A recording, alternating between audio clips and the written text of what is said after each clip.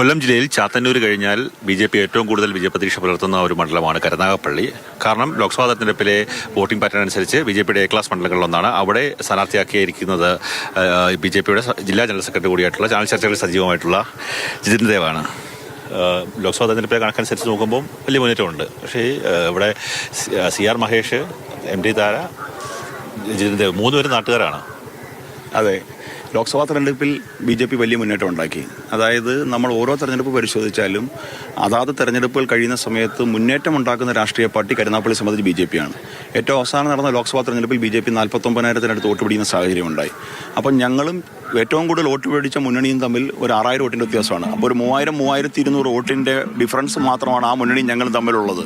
ഞങ്ങളെ സംബന്ധിച്ച് ഇന്നത് നിഷ്പ്രയാസം സാധിക്കും. കാരണം സംഘടനാ സംവിധാനത്തിൽ ഇന്ന് കരുനാഗപ്പള്ളിയെ സംബന്ധിച്ച് ഏറ്റവും ശക്തമായ പാർട്ടി ഭാരതീയ ജനതാ പാർട്ടിയാണ്.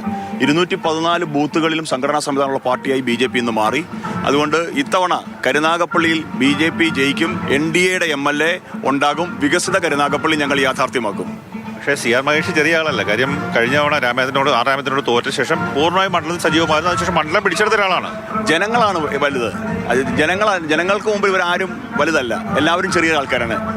എൻ്റെ ആയാലും മറ്റുള്ളവരുടെയും ശക്തി എന്ന് പറയുന്നത് ജനങ്ങളാണ്.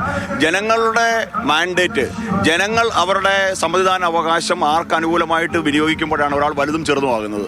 പക്ഷേ കഴിഞ്ഞ 5 വർഷം മുമ്പ് ജയിച്ചു പോയ ആൾ ഈ മണ്ഡലത്തിൽ എന്ത് വികസനം ചെയ്തു എന്ന് നാം പരിശോധിക്കുമ്പോൾ, ജനങ്ങൾ പരിശോധന നടത്തുന്ന സമയത്ത് അദ്ദേഹത്തിൻ്റെ പ്രോഗ്രസ് കാർഡിൽ 0 മാർക്കേ കൊടുക്കാൻ സാധ്യതയുള്ളൂ.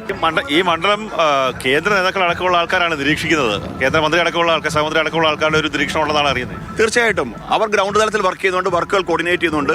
അതെല്ലാം നിരീക്ഷണവും അല്ലെങ്കിൽ ഇതിന്റെ കോർഡിനേഷൻ മാത്രമാണ്. പക്ഷേ ബി.ജെ.പിക്ക് വേണ്ടിയിട്ട് ഇന്ന് വോട്ട് ചോദിച്ചിറങ്ങുന്ന ഞങ്ങളുടെ സഹപ്രവർത്തകന്മാർ, ഞങ്ങളുടെ സഹോദരന്മാർ, ഞങ്ങളുടെ മഹിളാ കാര്യകർത്താക്കന്മാർ, അവരെല്ലാം സ്ഥാനാർത്ഥികളാണ്. അവരെല്ലാം ജിതിൻ ദേവാണ്. ഞാനല്ല സ്ഥാനാർത്ഥി. ഒരാൾക്ക് മാത്രമേ നോമിനേഷൻ കൊടുക്കാൻ സാധിക്കുന്നുള്ളതുകൊണ്ട് ഞാൻ മത്സരിക്കുന്നു. വികസിത സംരക്ഷണം ഒപ്പം തന്നെ വിശ്വാസ സംരക്ഷണം, ഈ 2 വിഷയങ്ങളിൽ ഊന്നിയാണ് ഇപ്പോൾ NDA സ്ഥാനാർത്ഥി ജിതിൻ ദേവ് വോട്ട് തേടുന്നത്. എല്ലാവിധ വിജയാശംസകളും.